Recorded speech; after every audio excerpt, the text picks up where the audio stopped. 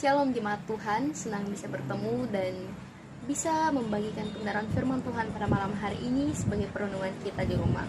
Nah, sebelum kita mendengarkan sebagian kebenaran firman Tuhan, mari kita minta pertolongan Tuhan, kita berdoa. Bapa, kami mengucap syukur untuk pertolongan dalam kehidupan kami, dan pada malam hari ini Tuhan, Kau telah menyertai kami sepanjang hari hingga pada saat ini, dan kami mau mendengarkan kebenaran firman-Mu, mau merenungkan firman-Mu pada malam hari ini ya Bapa. Berkati, sucikan hati pikiran kami untuk dimampukan senantiasa untuk memahami setiap kebenaran firman Tuhan. Terima kasih Bapa, kami serahkan waktu ini dalam tangan-Mu, biarlah Roh Kudus-Mu bekerja atas kami. Dalam nama Tuhan Yesus, ialah juru selamat kami yang hidup. Haleluya, amin. Ya jemaat Tuhan yang terkasih, mari kita membuka kebenaran firman Tuhan yang terdapat dalam Kisah Para Rasul pasal 1 ayatnya yang ke-8. Sekali lagi, terdapat dalam Kisah Para Rasul pasal 1 ayatnya yang ke-8. Saya akan bacakan bagi kita. Tetapi kamu akan menerima kuasa kalau Roh Kudus turun ke atas kamu, dan kamu akan menjadi saksiku di Yerusalem dan di seluruh Yudea dan Samaria dan sampai ke ujung bumi. Amin. Kebenaran firman Tuhan. Baik jemaat Tuhan, dari pembacaan kita, perenungan kita pada malam hari ini, saya mengambil satu tema, yaitu memberitakan Injil ke seluruh dunia. Saya ulangi kembali, saya mengambil satu tema, yaitu memberitakan Injil ke seluruh dunia. Jemaat Tuhan yang terkasih, memberitakan Injil merupakan tugas semua orang percaya. Setiap pribadi yang sudah diselamatkan oleh Yesus Kristus memiliki tugas mutlak memberitakan Injil. Rasul Paulus yang dirinya dulu sebelum bertobat, ia disebut sebagai Saulus. Setelah pertobatannya, ketika dibutakan mata jasmaninya, namun hatinya dibuka oleh Tuhan. Paulus dalam suratnya kepada jemaat yang ada di Korintus menyatakan bahwa karena jika aku tidak memberitakan Injil, aku tidak memiliki alasan untuk memegahkan diri, sebab itu adalah keharusan bagiku. Celakalah aku jika aku tidak memberitakan Injil. Nah, saudara yang terkasih dalam Tuhan kita Yesus Kristus, dari penekanan Paulus mengungkapkan bahwa memberitakan Injil adalah keharusan dan kewajiban bagi kita semua orang percaya yang telah diselamatkan oleh Yesus Kristus. Nah, yang ini saya sampaikan kepada kita semua jemaat Tuhan, setiap orang Kristen yang telah diselamatkan memiliki tugas untuk memberitakan Injil. Nah, lalu kemudian mungkin jemaat Tuhan bertanya, bagaimana? Apa yang harus kita lakukan? Adakah jemaat Tuhan yang masih ragu, takut, dan bimbang untuk memberitakan kebenaran firman atau menyampaikan Injil kepada saudara-saudara kita yang belum mendengarkan Injil? Nah, bagaimana langkah-langkah yang harus ditempuh agar dapat memberitakan Injil ke seluruh dunia? Nah, langkah-langkah yang harus ditempuh agar dapat memberitakan Injil ke seluruh dunia berdasarkan Kisah Para Rasul pasal 1 ayatnya yang ke-8 ini yang setelah kita baca tadi, yaitu sebagai berikut. Yang pertama, kita dapat melihat ayatnya Kisah Para Rasul pasal 1 ayatnya yang ke-8 bagian A, yaitu yakini kuasanya. Baik saudara yang terkasih, banyak dari kita yang masih sering meragukan kuasa yang Tuhan telah berikan kepada kita. Itu adalah salah satu alasan mengapa kita tidak berani menyampaikan Injil atau menyebarkan Injil kepada orang-orang yang belum pernah mendengarkan. Mengapa? Karena kita merasa takut, kita malu, kita merasa tidak mampu. Karena apa saudara? Karena kita meragukan kuasa Allah. Kita tidak meyakini kuasa yang Allah berikan kepada kita saudara. Ada banyak hal yang membuat kita ragu bahwa kita tidak mampu, kita takut, kita malu, kita takut bahwa nanti orang akan mengatakan kita orang gila, atau bahkan mengucilkan kita, atau bahkan mungkin nyawa bisa menjadi taruhan dalam memberitakan Injil saudara. Tetapi Tuhan mau mengingatkan kita kembali dalam Kisah Para Rasul 1 pasalnya yang ke-8 ini, bagian A, yaitu meyakini kuasa Allah. Saya ingin memberikan satu ilustrasi yang mungkin saudara-saudara bisa lebih mudah untuk memahami ini. Jadi ada seorang prajurit, ada suatu kisah seorang prajurit tentara yang bernama prajurit Dogs.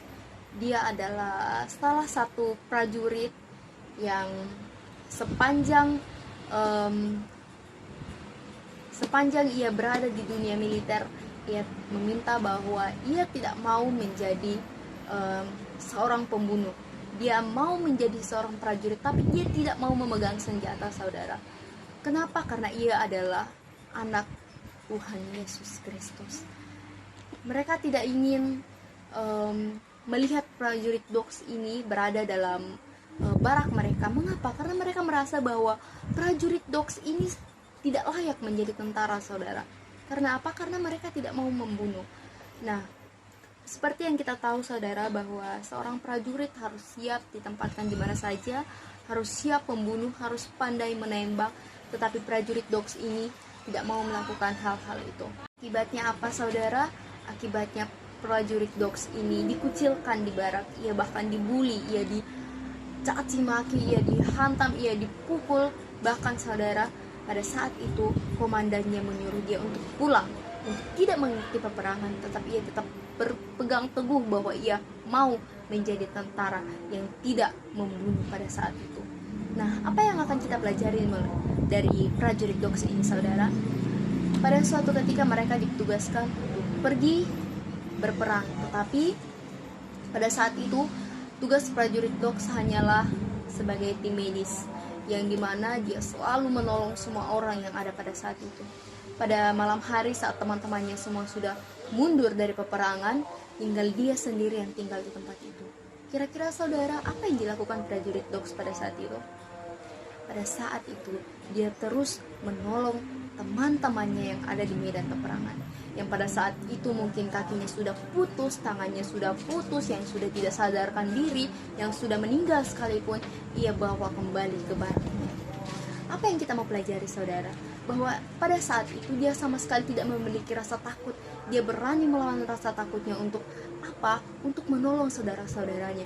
Melalui itu ia bisa menyampaikan Injil, saudara. Ia bisa menyatakan bahwa Allah yang dia sembah adalah Allah yang berkuasa. Di keesokan harinya, saudara, teman-temannya mulai mencari mereka, mulai mencari prajurit Dogs ini yang tidak berkumpul bersama dengan teman-temannya di barak. Lalu kemudian di pagi hari dia melihat prajurit Dogs turun dari tebing di mana dia bertempur tadi. Setelah itu, keesokan harinya mereka harus kembali berperang. Tetapi apa yang terjadi, saudara? Semua prajurit yang tadi membuli, memukul, bahkan menghina prajurit Dogs ini menunggu prajurit Dogs saat ia sedang berdoa kepada Tuhannya. Di saat jam dan waktu sudah ditentukan oleh komandannya untuk pergi berperang, maju berperang, saudara, tetapi prajurit Dogs masih menaikkan doanya kepada Yesus Kristus. Apa yang mereka lakukan, saudara? Mereka menunggu prajurit Dogs. Komandan sudah menelpon, menanyakan kenapa kalian tidak maju untuk berperang pada saat itu. Lalu apa yang dikatakan oleh rekan-rekannya pada saat itu? Dia katakan, kami sedang menunggu prajurit Dogs yang sedang berdoa kepada Tuhannya. Mengapa, saudara? Apa yang harus kita lakukan? Ini adalah salah satu bukti penyataan bahwa saat kita percaya akan kuasa Allah, Allah akan menolong kita dalam menjalankan tugas yang Tuhan berikan kepada kita. Melalui ini, prajurit Dogs menjadi terang bagi saudara-saudara yang ada di sana, bagi teman-teman prajurit mereka, sehingga pada akhirnya apa, saudara? Mereka percaya akan Allah yang disembah oleh prajurit Dogs ini. Itu siapa? Allah yang kita sembah, itu Yesus kita. Yesus Kristus adalah anak Allah yang tunggal. Lalu apa yang kedua, saudara? Jadilah saksinya. Baik, saudara, mungkin kita sudah membahas dari sekian banyak mengenai kisah prajurit Dogs tadi. Lalu bagaimana dengan kita menjadi saksi Allah? Bagaimana caranya agar kita bisa menjadi saksi Allah? Saat menjadi saksi, kita harus mempunyai keberanian. Kita tidak perlu takut. Kita menyatakan apa yang kita tahu dan kebenaran yang kita tahu. Kita sampaikan dengan penuh percaya diri, saudara. Dan di sini saya mau menyampaikan suatu cerita atau kisah sebagai ilustrasi saya pada malam hari ini, yaitu pasti kita semua sudah pernah melihat seorang saksi yang berada di pengadilan, saudara. Apa yang dia lakukan, saudara? Dia bersaksi di pengadilan untuk kebenaran yang ia pegang pada saat itu. Dan itulah yang Tuhan mau kepada kita, saudara. Kita menjadi saksi yang bersaksi dengan penuh percaya diri, menyampaikan bahwa kebenaran firman Tuhan, bahwa Injil firman Tuhan harus disampaikan ke seluruh bumi. Dan apalagi yang harus kita pelajari saudara, bahwa banyak hal di dunia ini yang membuat kita takut, membuat kita ragu, membuat kita tidak mau menjadi saksi Allah. Karena apa? Karena kita tidak mempercayai bahwa Allah, bahwa Yesus yang kita sembah itu akan menuntun kita, akan menolong kita saat kita melakukan kebenaran firman Tuhan, saudara. Bagaimana cara kita bisa menjadi saksi Allah ya, saudara? Mari kita kembali melihat poin yang pertama. Yakini kuasa Allah. Di saat kita meyakini kuasa Allah, kita akan percaya bahwa kuasa Allah luar biasa dalam menolong kita, saudara. Lalu bagaimana dengan prajurit doks tadi? Jika kita kembali ke poin 1, kita melihat bahwa kita prajurit doks ini sangat meyakini kuasa yang Allah berikan kepada dirinya. Maka begitu juga di poin yang kedua. Maka begitu juga yang terjadi di poin kedua ini, saudara, di mana prajurit doks berhasil menjadi saksi bagi teman-temannya yang ada di barak, bagi orang-orang yang tidak percaya oleh Allah yang disembah oleh doks. Bahkan ia membuli doks akan hal itu, saudara. Tapi apa buktinya? Pada akhir cerita dan kisah itu, prajurit doks membawa teman-temannya menjadi percaya kepada Yesus Kristus, kepada Allah yang doks sembah ini, yaitu Allah kita, Yesus Kristus sang juru selamat kita, saudara. Lalu apa yang kita ragukan? Apa yang membuat kita tidak mau menyampaikan Injil kepada seluruh dunia? Allah sudah mengatakan dalam kebenaran firman ini, tetapi kamu akan menerima kuasa. Apa artinya, saudara, bahwa kita akan diberikan kuasa oleh Allah? Kita tidak bergerak melalui kekuatan kita sendiri, tetapi Allah lah yang akan menolong kita. Baik, saudara, yang menjadi perenungan kita pada